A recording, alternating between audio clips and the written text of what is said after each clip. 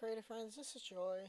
So I wanted to show you the easiest way I found to do coffee dyed papers. So I got a bunch of these music note papers, and I got some book pages too that I'm going to coffee dye. So I just put them in this tray, and I made a bunch of, instant coffee and put it in this sprayer. And as you see, I sprayed the bottom of the tray, and I added two pieces, and then I added, sprayed them again on top, and then added another piece, and then sprayed on top of those, added another piece.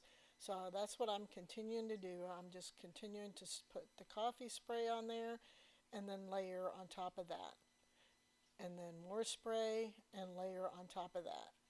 And to me, this is the easiest way to do this, and it does, it certainly, cuts down on the mess. I don't know which is easier. I've tried the where you actually fill the tray with coffee and then dip the pages in there, but I don't know, this just seemed easier to me because when I did it before like that, everything was so dripping wet, and I was like getting coffee everywhere. Whereas this, it just seems like, the paper, you're just spraying just enough for the paper to soak up, and then you're laying another sheet on top to soak up some of that. And you'll also see that I grabbed some other papers because when I start pulling the layers apart, then, there's still quite a bit of coffee there. And so then I'll use other pieces of paper to soak up even more coffee, which you'll see that too. Because as I was peeling the layers apart, like when I did the ones that you saw in my last video, which was just sheets of plain sketch paper, this is how I did it, and it worked out pretty good. When I started to pull these pages apart, though, like I said, it seemed like there was still like a lot of coffee that didn't get soaked up. And so I just got these extra book pages and started to kind of use those to blot up any of the excess coffee. And then I peeled these apart, and like these two, they got a little bit of coffee. Those two got a little bit more. And so then and these were pretty well soaked through, as you can see. And so then I was using those book pages to put the pieces between and try to blot up more, and then I would hang them on a drying rack. And it's just one of those clothing racks that you get. I bought it from Amazon, and actually that was something that I saw Balzer Design do like decades ago with her wet papers. She would just hang them on like a clothing rack or whatever. And so I bought one, and that's how because before I would have wet papers like laying all over my craft room. And so I finally decided, that's a smart way to do it. So I got me one, and it works great.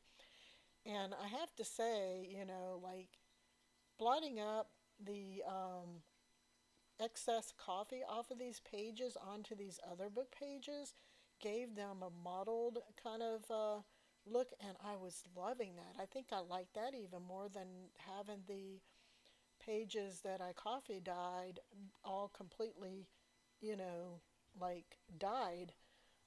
So anyway, that's what I'm doing here is I'm just peeling them up one by one, laying them between two other pieces of paper, and then trying to soak up as much of that coffee as I could get from those pages. And I made the instant coffee I used. I made it fairly like dark and thick, and you can adjust that. Like if you want to, like a darker coffee dye, which I wouldn't think you'd want to go darker, or potentially lighter coffee dye, you can definitely adjust how light and how dark that you want the coffee as far to dye the papers. So in any case, that's what I continue to do. I just continue to peel them apart and then use these other book pages to sop up some of the coffee, and then at the end here I'm using those pages again just to sop up any excess that's in the bottom of the tray. So yeah, that's how I cleaned up. I just sopped up whatever was left in the bottom of the tray, and then I took a piece of paper towel and wiped out whatever, little bit of residue might be left in the tray. I only use this for coffee dye, so it was fine just to take a paper towel and wipe it down and done. So to me, this was the easiest way that I found coffee dye paper. And again, those book pages that I used to kind of soak up some of the excess off the other pages, I think I like better. And here I'm trying to show you my drying rack that I got from Amazon with all of the papers hanging on there that I clipped on there to dry. So that is it. That's how, I just set up in my room and clip all the papers on there to dry. And here is all the papers once they're dry. They're a little wrinkly, but once, they set for a while, they will straighten out, so I'm not concerned about that. So these are the ones that I soaked in coffee, which I really like. They're really cool. And then here's the ones, there is music note papers and regular papers, and here's the ones where I just used to soak up some of the coffee from the others, and I really like the mottled look that I get on these papers. I think they turned out pretty cool. And then I'm going to show you how I store them. I put them in this zipper bag, and that's how I store them.